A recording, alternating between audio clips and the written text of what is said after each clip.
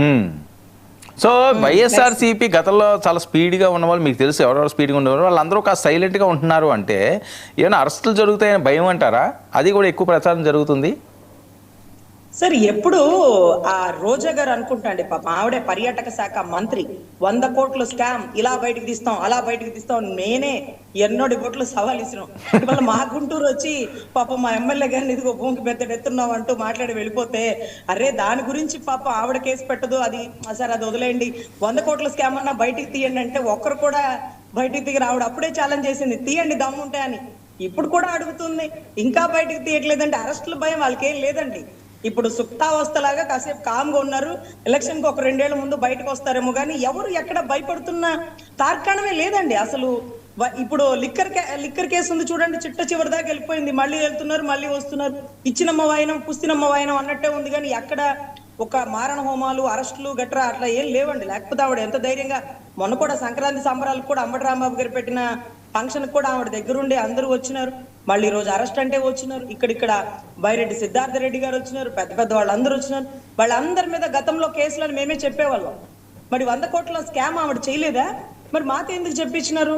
మాకు తెలియదు కదా, మీరు చెప్పిందే కదా మేము చెప్తుంటాం. 100 కోట్ల స్కామ్ అంట, 100 కోట్లు క్రికెట్ దానికే రాలేదమ్మా, నేను 100 కోట్ల స్కామ్ ఎలా చేసేస్తాను ఆవిడ అంటుంటే మాకు తెలియలా.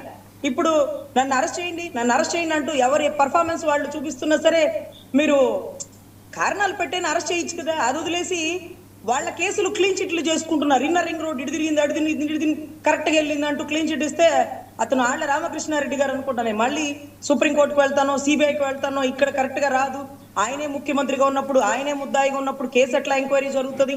ఇది కరెక్ట్ అండి. గతంలో జయలలిత గారి కేసులో కూడా చెన్నైలో ఆవిడ కేసును ఆవిడ ఎంక్వైరీ చేయించుకోవాలి, పక్క రాష్ట్రానికి ట్రాన్స్ఫర్ చేశారు.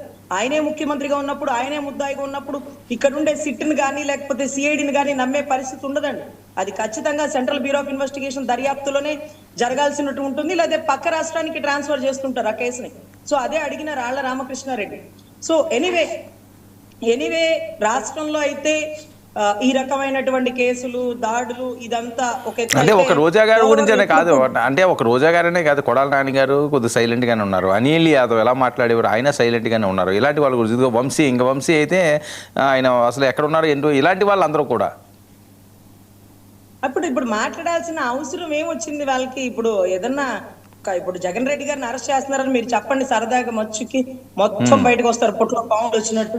అలాంటి పరిస్థితి ఏం లేదు కదా. వాతావరణం ప్రశాంతంగా ఉన్నప్పుడు కూడా మీరు కామ్గా ఎలా ఉంటారు? మీరు ఎందుకు బయటికి రారని మీరు ఎందుకు రెచ్చగొడుతున్నారు?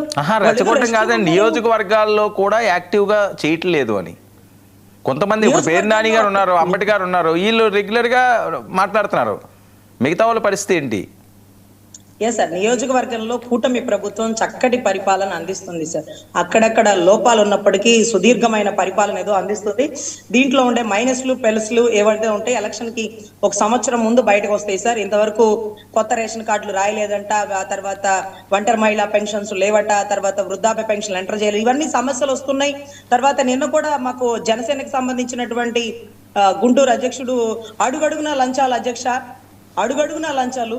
అరే ఆఖరికి ఎమ్మెల్యేతో ఫోన్ చేయించుకున్న రెవెన్యూ అధికారికి లంచాలు ఇస్తుంది. రెవెన్యూ అధికారి ఎందుకయ్యా లంచాలంటే నేను ఎమ్మెల్యేకి ఇవ్వాల్సి వస్తుంది అంటున్నాడు. ఎటు పోతుంది వ్యవస్థ?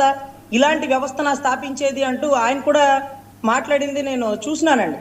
సో ఎనీవే వ్యవస్థలు అయితే అలా జరుగుతున్నాయి. బయటికి చెప్పాలంటే బాధగా ఉండొచ్చు, కూటమి ధర్మం అది కాకపోవచ్చు, whatever it may be, ఫ్యాక్టే కాబట్టి ఇవాళ కాకపోతే రేపైనా బయటకు వస్తుంది. గ్రౌండ్ లెవెల్ అయితే చాలా అస్తవ్యస్తంగా రెవెన్యూ కానీ పోలీస్ వ్యవస్థ కానీ కబ్జాలు కానీ మట్టి మైనింగ్ కానీ తవ్వకాలు కానీ ప్రతిదీ అలాగే ఉందండి. అతను వాళ్ళు 5 ఏళ్లలో చేసేది మనం 20 నెలల్లోనే చేసి అవతల పడేస్తుంటే మీరు గొప్ప మేం గొప్ప అని తెలుసుకునే పరిస్థితి అయితే నడుస్తుందండి. ఎనీవే మంచి పరిపాలన